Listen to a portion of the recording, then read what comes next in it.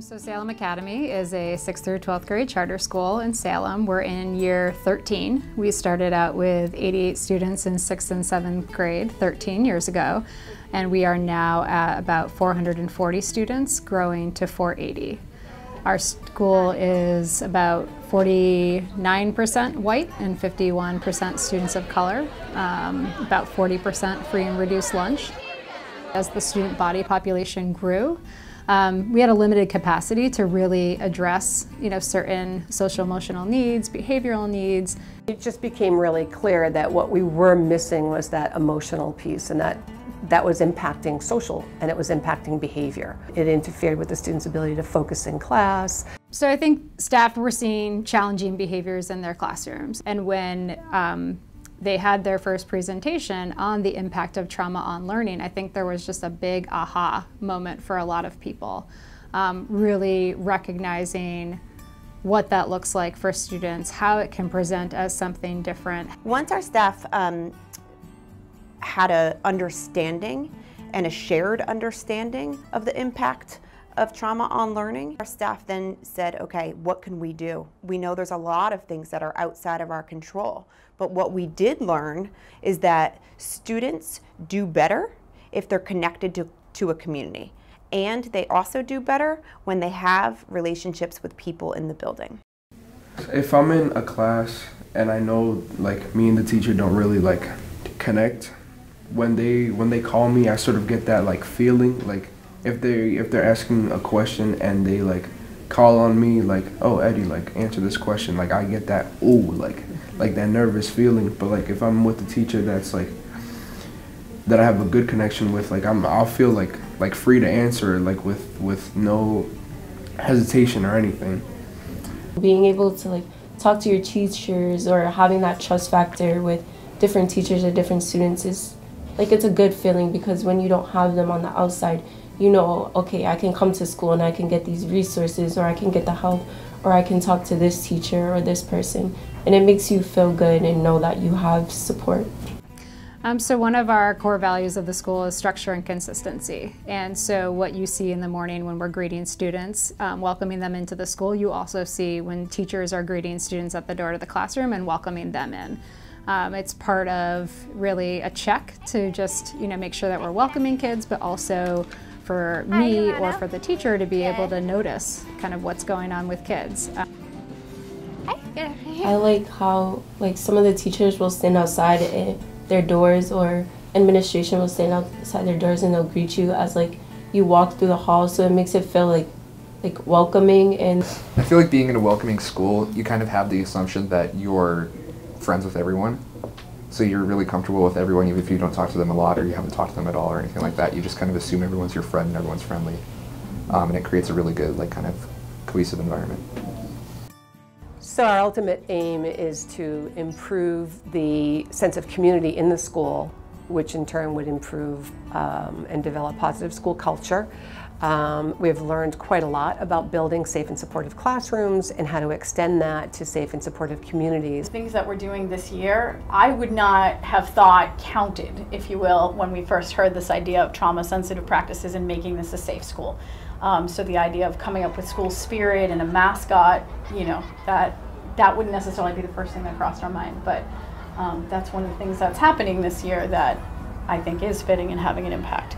I'm actually on a team this year that's working on voice, generating more opportunities for student voice. We're basically just a community of people, and that's how we function. That's the dynamic around here. You know what I mean? There's no there's no discriminatory.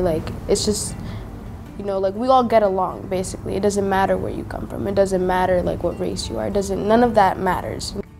Extracurricular activities, for example, that really helps you build a closer bond with the students in the school. I do cheerleading, so it's definitely fun, seeing some of the girls outside of practice and oh, we interact, hey girl, what's up? And we wanted to reach all of our students and get all of our kids engaged in after school activities so that we have an opportunity to help them build relationships with adults, but also to build relationships with one another so that they feel connected with peers, and we know that that can improve self-esteem and help them overcome some barriers that they're experiencing. The steering committee identified our 3 priority areas as family engagement, building communities, and then also increasing staff capacity to address behavior in a trauma-sensitive way. So how do you engage parents at a high school level when you are expecting students to be a lot more independent and take the responsibility? We would start to get in touch with parents and tell them all these wonderful things that their kids were doing on a regular basis. And then when we had to engage them in cooperating with us to deal with any type of behavioral issue, you know, we'd already be partners. Parents are so excited that they are always informed as to what is coming up, when is their math test, when is that assignment due, what's going on in that curriculum spotlight that they heard about last week. So it's really nice because when parents are engaged, students are engaged. So there was a time where my dad was going through a sickness in middle school, and I had so many absences, and I just didn't want to come to school. And having that welcoming environment really made me just overall do better in what I wanted to do in school. I think the relationship with our teachers are super important, and I have a relationship with a lot of my teachers this year. And I think it's super important because like it makes you want to go to that class, it makes you want to learn, and it like kind of helps you take in what you're hearing from them like a lot more because you like respect that person a lot more. It was hard at first to get a buy-in, but then once people started realizing what this means and that everyone does experience trauma, and you don't know what trauma students experience and you don't know who had a traumatic experience. One thing that I think really increased buy-in from the staff was when we talked about how, yes, you're doing this for maybe 2 very obvious students, but then there are maybe 10 students who are also experiencing trauma and you don't know about it. The group that I was in was, we sort of loosely called it the restorative justice group. There's the sort of the traditional school model, you break a rule, you must be punished for the rule breaking. And restorative justice loosely looks at, it's not the rule that's broken, it's the relationship that's harmed. So how do we repair the relationship? The work of the first year and kind of understanding the safe and supportive framework allowed for the engagement in restorative justice, allowed for the engagement in student voice, that kind of the whole mindset, or a lot of the mindset of faculty shifted to be more open to those types of ideas. Some of our discipline code didn't support all students.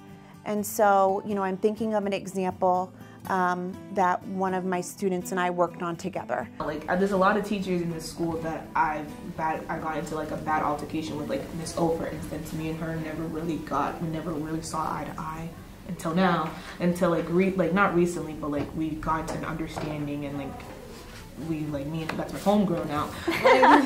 Our African American students were upset that they couldn't wear headscarves in school.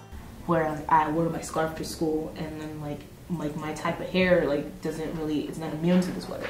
I shouldn't be having my hair like this sometimes, and like I have to cover it. When the girls and I started having real conversations about what it means for them to get ready in the morning and what it means to be able to wear a scarf on some days that they want to, you know, I worked with them. We created a little committee, we looked at it, we took it to other administration, and they said, you know, of course, like this is what we do, this is why we listen to students. I've never seen like a school that actually took time into learning about their students. Like, that was like the first time I never, like compared to like my elementary schools, I never really had that same like relationship with teachers. I think working with students to hear their voice on something that's really important, such as this topic, and then seeing that change through with them has made a huge impact on our relationships with students, and they feel valued and they feel heard. So at Salem Academy, we have this room called the Mindful Moments Room, where if you're just having an off day, or like me, I deal with like anxiety, and if I feel that like building up, I can just ask my teacher to excuse me, and I can go to that room, and there's like games and coloring things, and it just helps you like ease your mind and get back on track for the school day. The body language of the teachers has changed over the last couple of years, and also the tone of voice used with students has changed.